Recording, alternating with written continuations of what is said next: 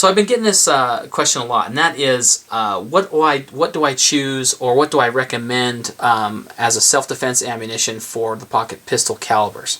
So what I'm going to do is go through and show you guys a few different examples of some ammunition, and kind of talk about some of the capabilities and also some of the ballistics that are involved with these smaller calibers.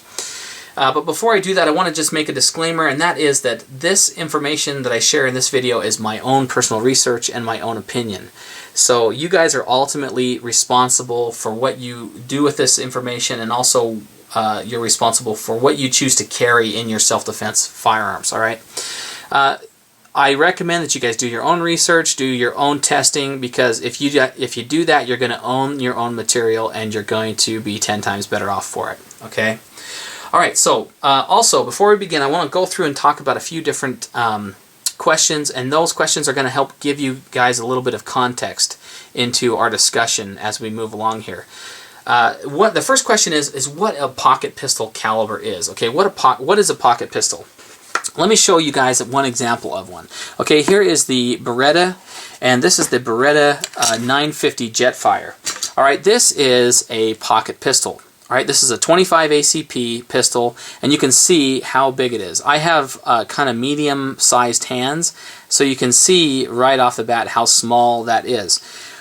Who carries a pocket pistol? Alright, that question depends on a bunch of different factors, but one of the reasons why pocket pistols are so popular is because of their size. Alright, their size, their weight, their bulk. They are small, and they're very, very convenient to carry concealed. All right, that's the biggest. I guess genre or genre of people, or niche of people that carry pocket pistols. There's also those that have had a pocket pistol handed down from them as an heirloom, from like grandfather to grandchild or father to son. That's actually very common, because these pistols were very, very common back in the day, and they are still out there. They're just getting passed around, and so people tend to inherit these. Also, they are something that the recoil-sensitive shooter will turn to as an alternative to some of the more snappy, larger pistols. So people tend to go with pocket pistol calibers because of recoil sensitivity. Now that's not always the case. Like in the case of the LCP, the Ruger LCP is actually that's a 380 ACP, and that's actually quite snappy. It's actually a harder pistol to shoot, and some of these smaller pistols take a little bit more practice to master.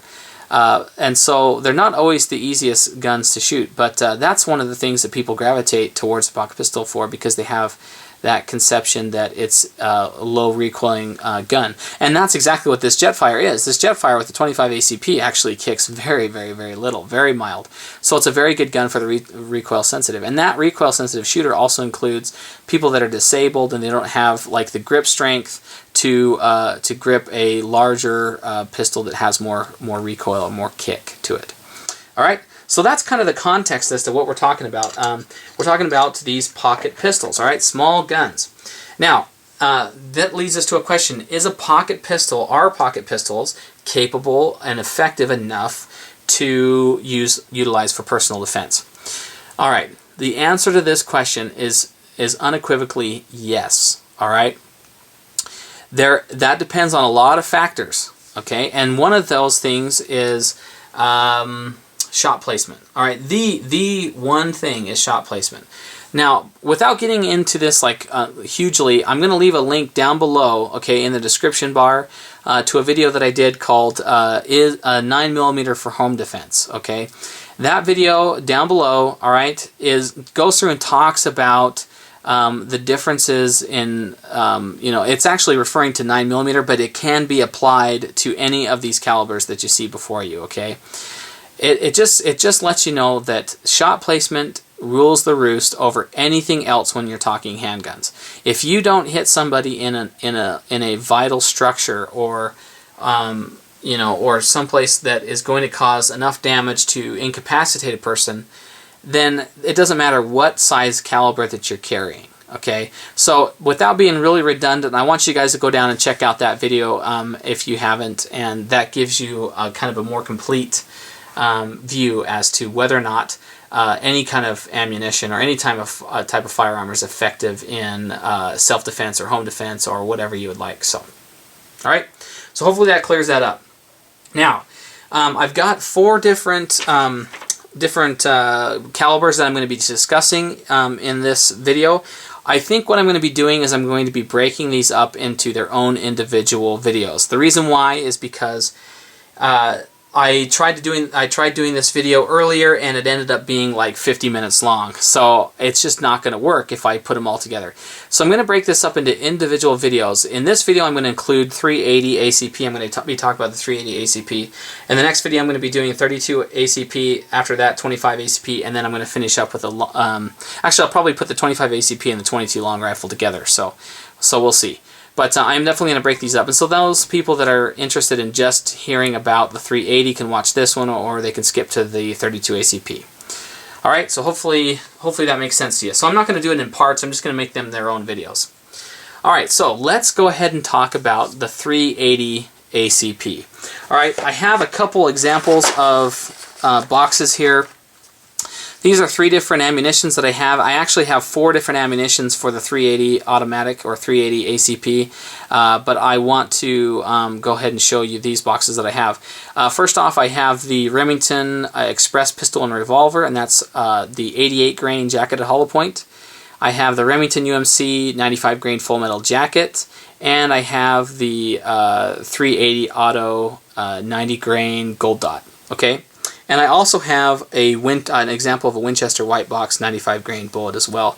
I don't have the box for it, but I do have the round, and so I will show you that one as well.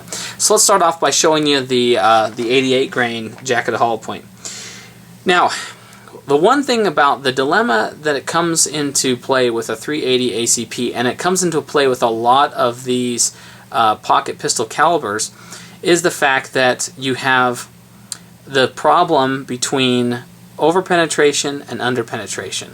So when you're talking a 380 ACP, you're talking that when utilized in a full metal jacket form, okay, this is a Remington full metal jacket on the right, and on the left we have the 88 grain jacket hollow point.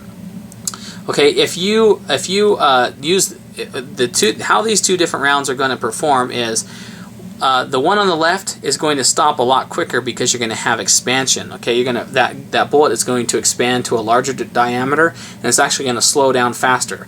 So it's not going to punch completely through somebody. But the one on the right, okay, has the potential of over-penetrating. In fact, it should over-penetrate. Okay, it's not going to deform, and so it's going to retain its shape, and it's going to be a lot slicker, and it's going to move through tissues a lot easier. I am going to reference down below a channel called Brass Fetcher. These guys have been doing some ballistics tests through gelatin, and they actually show you this round in action, which is the 95 grain Remington full metal jacket. They show you this shooting through a 10-inch block of ballistics gelatin, and it goes completely through that block. It just careens through the block, and then it leaves the block with quite a bit of energy. All right, so it has the potential of really over-penetrating. And so so I don't really recommend a full metal jacket in the 380. I actually opt to go with jacketed hollow points because I'd rather have it under-penetrate than over-penetrate. Okay, in this case. Okay, so you can see kind of the limit. You have an over-penetration problem, but a somewhat of an under-penetration problem, because this is the Spear 90 grain gold dot. When Brass Fetcher actually tested this, Brass Fetchers, I think,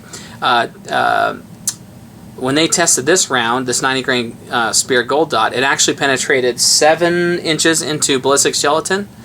And so 7 inches is actually just over half of what the FBI minimum standard is, which is 12 inches. Okay, but I would rather, but I think that I would rather have it underpenetrate with this than overpenetrate.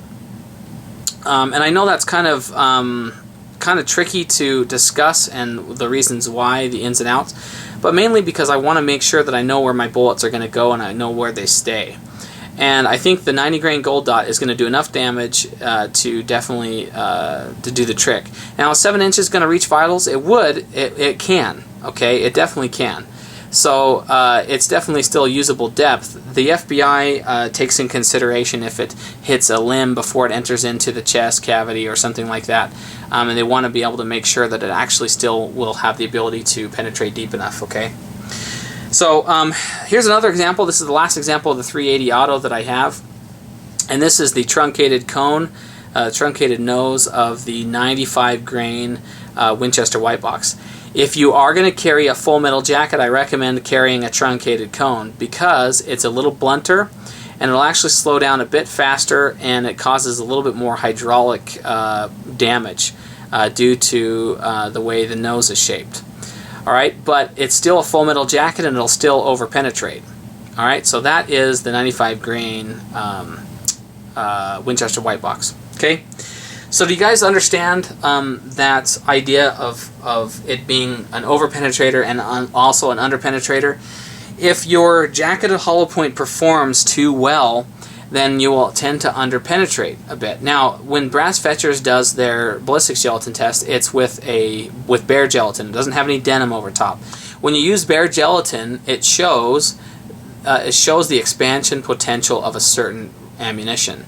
When you use denim, okay, or when you use clothing over top of that gelatin, they tend to penetrate a little bit deeper because the hollow point doesn't open up and expand quite as effectively. All right, so that's why so you have to understand that in the bare gelatin side.